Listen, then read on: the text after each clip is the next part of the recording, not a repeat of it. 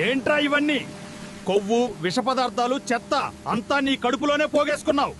ఇలా ఉంటే సమస్యలు తప్పవు. నేను కొత్తిమీర అప్పుడప్పుడు నా ఆకుల కషాయం తాగితే ఇలా శరీరం మొత్తం శుభ్రం అవుతుంది. విష పదార్థాలు బయటికి, ఆరోగ్యం లోపలికి. ఏంట్రా లోపల రాయి పెట్టుకుని బిల్డప్ ఇస్తున్నావా? నీళ్లు తాగడానికి టైం లేదు. కోలాలు, జంక్ ఫుడ్ మాత్రం రెగ్యులర్. అందుకే కిడ్నీలో ఇలా రాయి కూర్చుంది చూడు.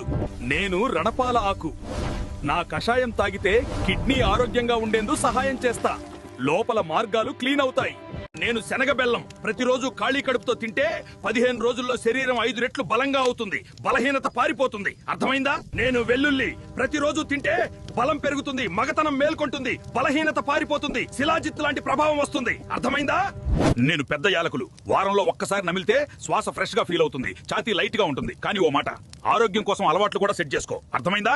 నేనేను మఖానా వేడి పాలలో వేసుకుని తాగితే బాడీకి కామ్ ఎనర్జీ, ఎముకలకు న్యూట్రిషన్ సపోర్ట్ అవుతుంది. రోజు చిన్నగా అలవాటు చేసుకో, బలహీనతకి బై బాయ్. అర్థమైందా? నేను చిన్న ఉల్లిపాయను.